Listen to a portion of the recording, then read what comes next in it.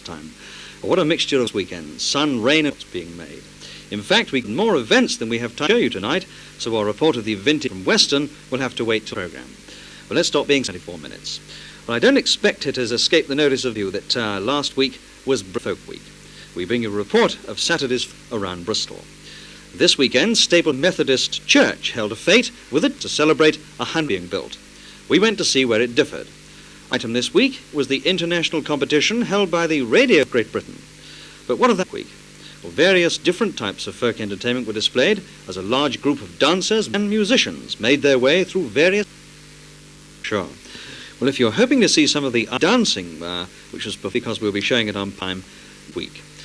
Well, after the folk tour, we moved on for its performance. Our crew went home to recharge its batteries and get a quick bite of early lunch before making their way up to the southwest gas field of Stockwood Lane, Whitchurch. Chairman for the Bristol of the Radio Society of Great Britain at the club.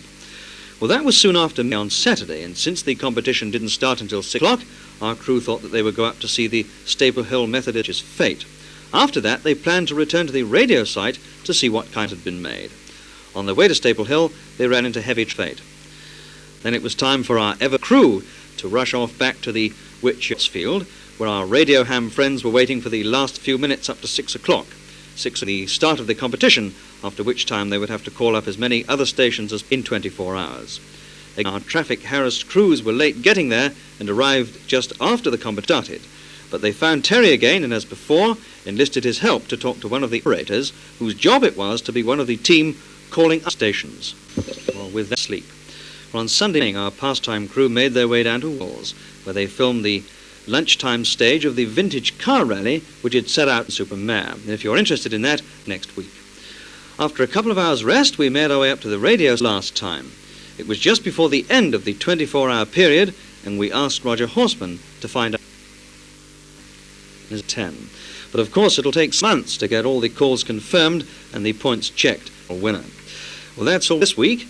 Next week, amongst things, we'll be seeing that dancing display by young children at a dancing, and of course that vintage car rally at the in Wells. Well, tonight's by Dawn Perry, edited, engineered by Terry Cooper, and the studio Martin.